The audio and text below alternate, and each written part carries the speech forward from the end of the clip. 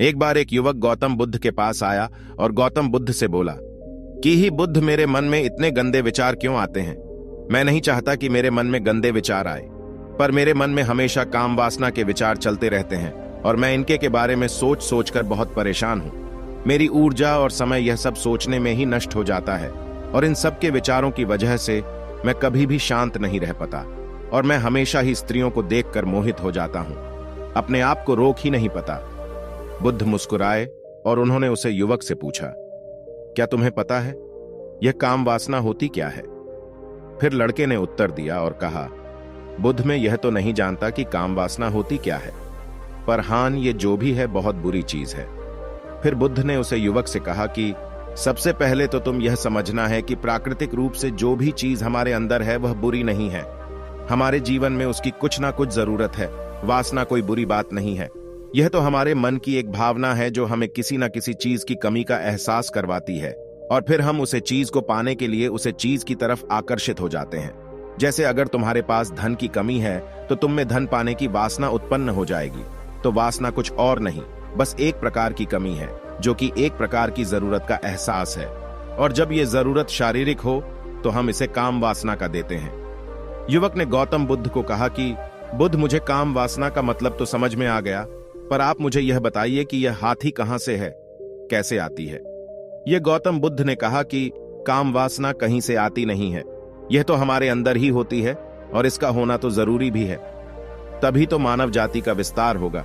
युवक ने कहा, जब यह हमारे अंदर ही है और जरूरी भी है तो फिर लोग इसे गलत क्यों बोलते हैं? बुद्ध ने कहा कि यही तो समस्या है। लोगों ने काम वासना को गलत तरीके से सोच लिया है, इसे छिपाने की, दबाने की कोशिश करते हैं। काम वासना गलत नहीं है, बल्कि काम वासना का गलत तरीके से प्रयोग करना गलत बात है। लोग जिससे प्रेम करते हैं बस उसी के लिए जीने लग जाते हैं, उसे पाना ही अपना लक्ष्य बना लेते हैं और उसी के बारे में हमेशा सोचते रहते हैं, पर यह सब गलत है। बुद्ध ने योग से कहा, क्या तुम्हें पता है जानवरों में भी कम वासना होती है? युवक ने उत्तर दिया, हां बुद्ध, जानवरों में भी काम वासना होती है, क्योंकि जानवर भी तो आखिर अपनी पीढ़ी को आगे बढ़ाएंगे। बुद्ध ने कहा, तो फिर हम जानवरों की काम वासना को गलत क्यों नहीं कहते? युवक ने कहा, मुझे नहीं पता महात्मा, आप ही मुझे बताइए। गौतम बुद्ध ने कहा कि जानवर अपनी काम वासना का प्रयोग आनंद प्राप्ति के लिए नहीं करते, वह तो सिर्फ संतान उत्पन्न करने के लिए काम वासना का उपयोग करते हैं। जानवरों को प्रकृति ने इतनी समझ नहीं दी कि वह काम वासना को अपने सुख का आधार बना सके, जबकि मनुष्य अपनी समझ के बलबूते पर प्रकृति में पाई जाने वाली प्रत्येक वस्तु को अपने सुख के लिए अपने प्रयोग करता है। हम इंसानों ने ही काम वासना को अपने सुख का साधन बना लिया है, जबकि प्रकृति ने तो हमें अपने वंश को आगे बढ़ाने के लिए दिया था, लेकिन इंसानों ने इसे अपने जीवन का परम लक्ष्य बना रखा है और इस तरह से काम वासना का बेलगाम हो जाना गलत है। युवक ने मुझसे पूछा, महात्मा जी, यह कम वासना हम पर हावी क्यों होती है, क्यों यह बेलगाम हो जाती है? तब गौतम बुद्ध ने कहा कि सुनो, अब जो मैं तुम्हें बताऊंगा उसे तुम ध्यानपूर्वक सुनना। काम वासना का सारा खेल तुम्हें समझ ही जाएगा, तुम्हें तुम्हारे सारे सवालों का जवाब मिल जाएगा, बस तुम्हें ध्यान से सुनकर समझना है। फिर गौतम बुद्ध युवक को बताना शुरू करते हैं। एक बार की बात है, एक आश्रम में गुरु और उनके शिष्य रहा करते दा, जिससे रोजाना आश्रम के बाहर स्थित गांव में दीक्षा लेने के लिए जाते दा। उसे आश्रम का एक शिष्य जिस गांव में भिक्षा लेने जाता था, उसे रास्ते में एक नदी पद्धति थी जिससे रोज उसी रास्ते से भिक्षा लेने जाता था। एक दिन उससे ने देखा कि एक लड़का पेड़ के पीछे छिपा है। वह उस लड़के के पास गया और उससे जाकर बोला, भाई, तुम इस पेड़ के पीछे छिपकर क्या देख रहे हो? लड़के ने कहा, अरे तुझे नहीं दिख रहा क्या कि मैं क्या देख रहा हूं? तब साइज ने नदी की तरफ देखा तो वहां पर कुछ लड़कियां पानी भर रही थी। वो लड़कियां 14-15 साल की होगी। तब से ने उसे लड़के से कहा, अरे भाई, वहां पर तो लड़कियां पानी भर रही हैं, इसमें छिपकर देखने वाली क्या बात है? तब वो लड़का शीशे की तरफ देखकर उससे कहता है, अरे पागल, तुम्हें दिखाई नहीं दे रहा क्या कि कैसे यह परियां नदी से पानी निकल रही है? जरा उनकी अदाओं को तो देखो, उनके कोमल शरीर को देखो, उनकी पतली कमर मटके को उठाते समय बाल खाती है और उनके बाल उनकी कमर पर कैसे लहरा रहे हैं, मानो सुंदरता बिखरी पड़ी हो। जिससे ने फिर नदी की तरफ से कहा, और इस बार वह इससे देखता ही चला गया। अभी तक तो कुछ भी नजर नहीं ए रहा था और वह बिल्कुल निर्भय था। उसे किसी भी बात का कोई डर नहीं था, लेकिन अब वो छिपने लगा और उन लड़कियों को देखने लगा जैसे उसने कोई अपराध कर दिया हो। और जब वो छिपकर उन लड़कियों को देख रहा था तभी वो अचानक अंदर से कौप गया और उसने कहा कि ये मैं क्या कर रहा हूं, मैं जो कर रहा हूं वो सही नहीं है, मुझे यहां से चले जाना चाहिए। और फिर वह जल्दी से वहां से चला गया। वो आश्रम पहुंच जाता है। आश्रम जाकर वो अपने कार्यों में लग गया, लेकिन जो अभी वह देख कर आया था वही उसकी आंखों के सामने बार बार आ रहा था। उसके मन में वही दृश्य चल रहा था। उसका मन वही सब कुछ देखने के लिए लड़ाई हो रहा था। उसका किसी भी काम में मन नहीं लग रहा था।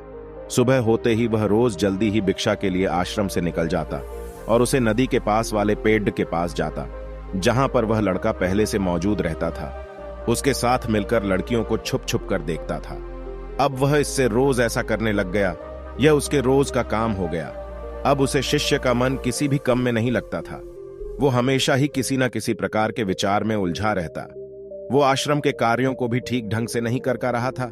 ना वो ठीक से सो पाता था, ना वो ठीक से खाना खा पाता था। उसका मन बेचैन सा रहता था। उसका मन बार बार उन लड़कियों के सौंदर्य को देखने के लिए लालायित हरता था। जब गुरु भिक्षा देते तब भी उसे हिस्से का मन कहीं और विचारों में खोया रहता था। गुरु ने अपने शिष्य की इन हरकतों को बाप लिया था। तब एक दिन गुरु ने शिष्य को अपने पास बुलाया और कहा कि आज से मैं भी तुम्हारे साथ भिक्षा मांगने चलूंगा। तुम और मैं साथ साथ भिक्षा मांगने चलेंगे। तभी सृजन गुरु को माना करते हुए बोला, नहीं गुरुदेव, आप परेशान क्यों हो रहे हो? मैं अकेला ही ठीक से भिक्षा मांग सकता हूं। गुरु ने शिष्य से कहा कि ठीक है, तुम अकेले ही भिक्षा मांगने जाओ, जिससे तुरंत वहां से भिक्षा मांगने के लिए निकल गया। हिस्से को जाने के बाद गुरु भी आश्रम से निकल गए और शीशे का पीछा करने लगे कि वो कहां जाता है, किस मिलता है। यह सब देखने के लिए उसके पीछे पीछे चलने लगे। थोड़ी दूर जाने के बाद गुरु ने देखा कि उनका शिष्य एक लड़के के साथ एक पेड़ के पीछे अपराधी की तरह छिपा हुआ है और छिपकर कुछ देख रहा था। गुरु भी अपने शिष्य के पीछे जाकर खड़े हो गए कि आखिर उनका शिष्य क्या देख रहा है, जिसे देखने के लिए वो पेड़ के पीछे अपराधियों की तरह छिपा पड़ा है।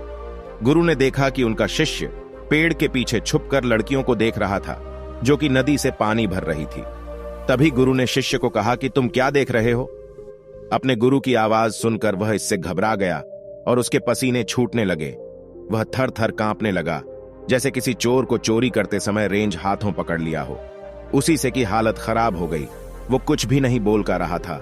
दूसरा का जो शिष्य के साथ था वहां से भाग गया। जिससे घबराया हुआ था उसके मुंह से कुछ टूटे फूटे शब्द ही बाहर निकल रहे दा। वो अपने गुरु से नजर भी नहीं मिला कर रहा था। गुरु ने शिष्य की तरफ देखा और कहा कि मेरा शिष्य तो निर्भय था, उसे तो किसी भी चीज का डर नहीं था, लेकिन ये क्या तुम तो डर के मारे कहां पर हो, जिससे इन्हें गुरु से कहा कि मुझे माफ कर दो। गुरुदेव, मेरा इसमें कोई दोस्त नहीं है, उसे लड़के ने मुझे बहका दिया था, लेकिन आपसे मैं वादा करता हूं कि आज के बाद मैं ऐसा कभी दोबारा नहीं करूंगा, मुझे माफ कर दो। गुरुदेव, गुरु ने शिष्य से कहा कि कोई बात नहीं, पर इस बात का तुम ध्यान रखना कि हम जैसी संगति करते हैं वैसा ही फल हमें प्राप्त होता है। हम जैसी संगति करते हैं उसके विचार हमारे अंदर प्रवेश करते हैं। इसीलिए अच्छी संगति करो जिससे तुम्हारे अंदर अच्छे विचारों का प्रवेश हो। फिर गुरु और शिष्य आश्रम लौट आए और फिर आश्रम के कार्यों पर ध्यान देने लगा। उसने उसे रास्ते को छोड़ दिया और दूसरे रास्ते से जाने लगा। वो अपने काम को ध्यान से करता, लेकिन धीरे धीरे उसके अंदर क्रोध उत्पन्न हो गया और फिर वो दूसरे हसन पर क्रोध करने लगा और बेचैन देने लग गया। अब वो सही समय पर भोजन भी नहीं करता था। वो भोजन भी बहुत कम खाता था। एक रात गुरु शीशे के पास आए और उसे बोले कि अब तक तुमने कितनी बार अपना वादा तोड़ दिया। यह सुनकर शिष्य अपने गुरु के चरणों में गिर गया और रोने लगा। रोते रोते ही उसने गुरु से कहा कि गुरुदेव, मैं कहीं बार अपना वादा टूट चुका हूं, फिर वादा कर लेता हूं, लेकिन हर बार मैं वादा तोड़ देता हूं। मेरा मन मेरे नियंत्रण में है ही नहीं। मैं बहुत कोशिश करता हूं कि मैं अपने मन से सारे बुरे विचारों को निकल डन, लेकिन मैं चाहकर भी ऐसा नहीं कर रहा हूं। फिर गुरु ने शिष्य को कहा कि चलो मेरे साथ। गुरु शिष्य को आश्रम के बगीचे में लेकर गए और किसी से कहा कि देखो, यहां पर कुछिया बनी हुई है जिससे नदी का पानी इन पौधों तक आ रहा है और यह पानी एक निरंतर भाव से ए रहा है। क्या तुम इस पानी के बहाव को रोक सकते हो? शिष्य ने कहा कि हां गुरुदेव, मैं इस बाहों को रोक सकता हूं। फिर शिष्य ने मिट्टी उठाकर उसे नाली में दल दी। वो पानी थोड़ी देर के लिए रुक गया और फिर थोड़ी देर बाद उसे रेत के ऊपर से पानी ए गया। गुरु ने शिष्य से कहा, अरे ये क्या, ये तो पानी रुका ही नहीं। फिर से ने कुछ कंकर पत्थर उठाकर उसे नाली में दल दिए और फिर थोड़ी देर के लिए पानी रुक गया।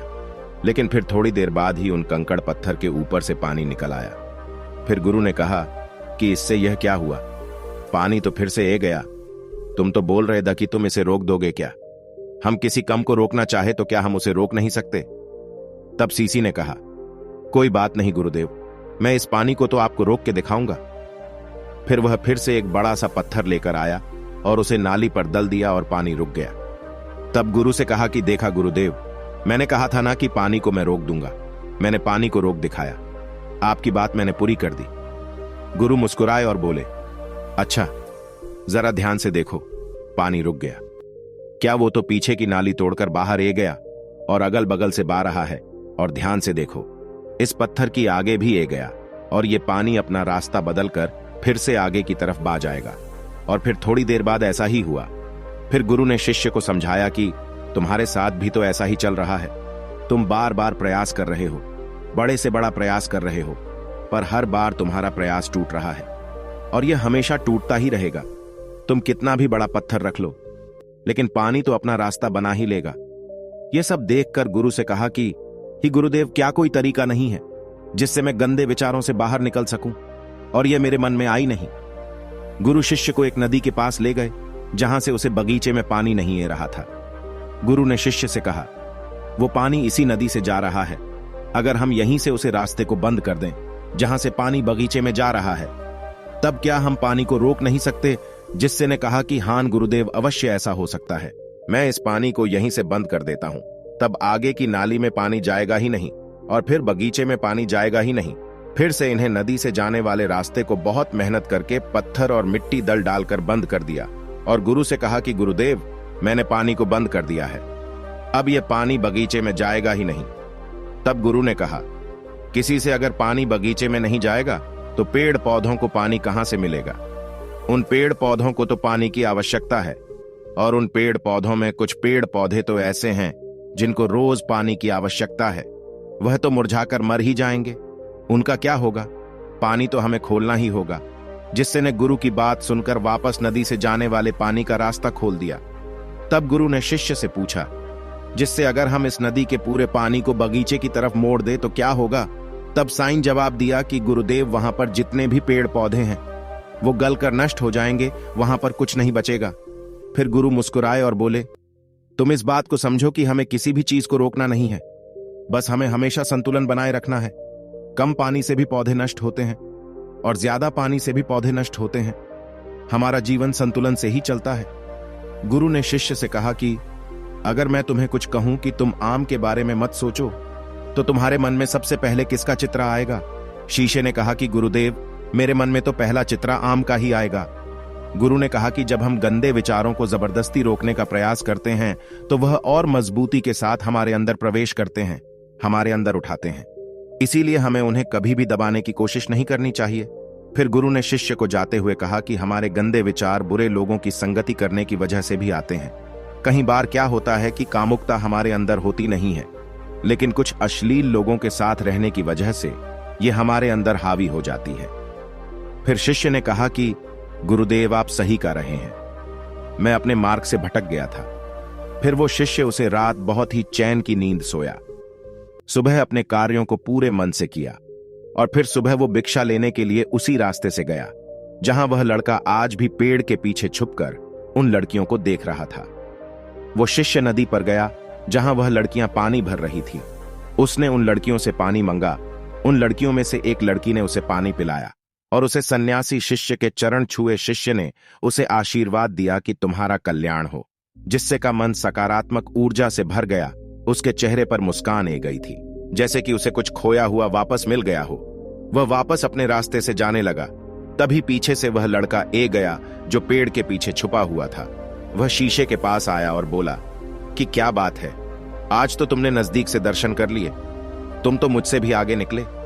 तब शिष्य ने कहा कि हम हमेशा दूसरे के दर्शन करने में ही व्यस्त रहते हैं, अपने दर्शन कर ही नहीं पाते।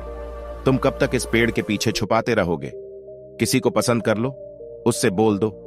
अगर वो भी तुम्हें पसंद करती है तो शादी कर लो और उससे पहले तुम कुछ बन जाओ। अपने आप को पहचान लो, ऐसे अपना समय बर्बाद मत करो। फिर वह लड़का रोज उससे मिलने लगा और उसे लड़के ने नदी पर जाना छोड़ दिया। और फिर वो लड़का अपने जीवन में कुछ बनने के लिए संघर्ष करने लगा। तो तुमने देखा संगति का असर क्या होता है। अपनी संगति बदलो, अपने विचार बदलो। बुद्ध ने युवक से पूछा कि क्या तुम्हें तुम्हारे सारे सवालों का जवाब मिल गया? तब युवक ने कहा कि हां महात्मा जी, आपका बहुत बहुत धन्यवाद। तब गौतम बुद्ध ने युवक से कहा कि जब तुम्हारे मन में गंदे विचार आए तब आप अपने आप को दोषी मत मानो। यह शरीर है और यह सब इसने हजारों वर्षों से सिखा है। एक केवल तुम्हारे सोच लेने से, शपथ लेने से यह टूटने वाला है नहीं, लेकिन तुम्हारे पास वो शक्ति है, वो ऊर्जा है जिसका तुम्हें संतुलन उपयोग करना है।